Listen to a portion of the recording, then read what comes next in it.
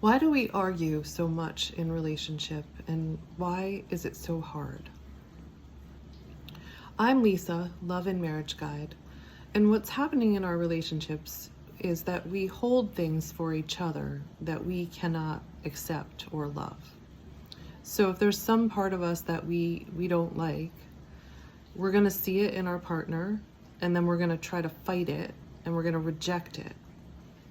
But if we know that, then we can see it and try to figure out how to love and accept it.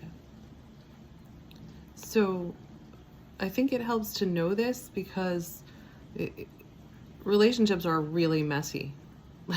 And it explains why relationships are so messy. And it also helps give us a guide of what we need to be doing in our relationship. It's really sometimes difficult to recognize that it's something in us and not in our partner. So when you start arguing with your partner, just try to open to this idea. Okay, what is it in them that I just really hate and dislike? And how do I have that in myself? It doesn't show up in the same way, but it's some sort of trait that you just dislike, but it's a human trait. We share these traits, right? We're sometimes selfish, we're sometimes moody, we're sometimes greedy, we're sometimes late, all of these things. So it's about learning to own and accept and love all parts of ourselves, but we hold things for each other that are just that the other person can't hold. So I'm going to give you an example. For me, in the beginning of my relationship, I had a lot of financial stress and some financial problems.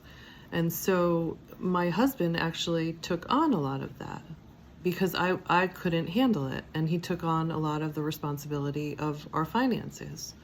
And then I would fight him on it because I was angry that he had control over that.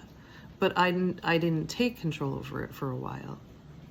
And gradually, I was able to pull that back and learn how to take responsibility and to look at my finances without getting so scared, and really be able to work with that and own that stress. And I was able to take that back and love that and accept that in me.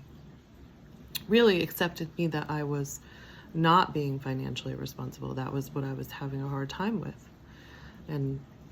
And I didn't know how to be financially responsible with the resources that I had. I felt like it wasn't enough. So I had to be able to look at that and figure out what to do with it. And it was hard for me to do that. So he held it for a long time. And I held things for him that he couldn't hold, like his more vulnerable and emotional feelings. Like a lot of times men are taught that they can't have those feelings, and he was taught that. And so it was difficult for him to be able to see that in himself. And when he saw it in me, he would try to reject it and didn't know what to do with it. More than rejecting it, he just didn't know what to do with it, so he would run away from it.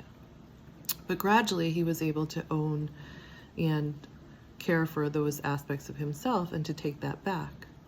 So we hold stuff for each other in relationship that we can't hold ourselves. And that's really kind of the purpose.